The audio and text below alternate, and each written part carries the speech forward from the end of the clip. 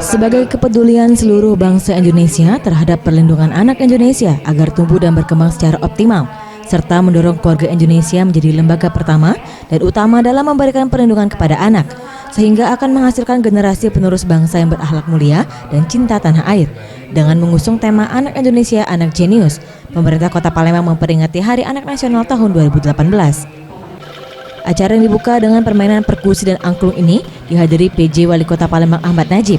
Dalam acara dibacakan deklarasi Provinsi dan Kabupaten se-Sumatera Selatan menuju Kota Layak Anak atau KLA yang ditandai dengan penandatanganan oleh 16 kecamatan di Kota Palembang yang diwakilkan oleh para Lurah Ilir Timur 1 Palembang. Pejabat Wali Kota Palembang Ahmad Najib mengatakan, untuk menuju KLA, Pemkot Palembang harus mempersiapkan fasilitas serta kebutuhan anak-anak seperti fasilitas bermain serta ruang terbuka hijau. Selain menyediakan di aspek fisik, di aspek non-fisik tak kalah penting seperti menggalakkan anak-anak agar tak membuang sampah dan mencintai lingkungan sekitar.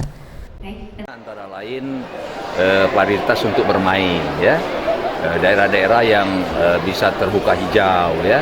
Nah, yang lebih utama yang layak anak itu bukan cuma dari aspek fisik, tapi juga aspek yang non-fisik, ya. Non-fisik itu misalnya contohnya begini, mereka melaksanakan kegiatan-kegiatan yang mencintai, misalnya kegiatan menyayangi, misalnya dalam konteks lingkungan, dia misalnya ada gerakan yang sifatnya tidak membuang sampah, ya.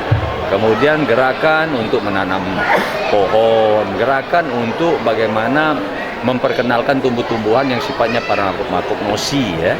Nah, ini kurang.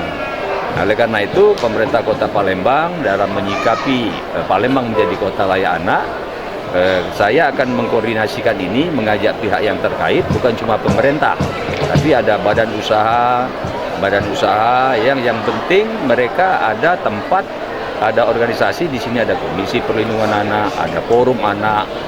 Nah, saya harapkan semuanya bisa mengambil bagian di situ. Tim Liputan Sriwijaya TV.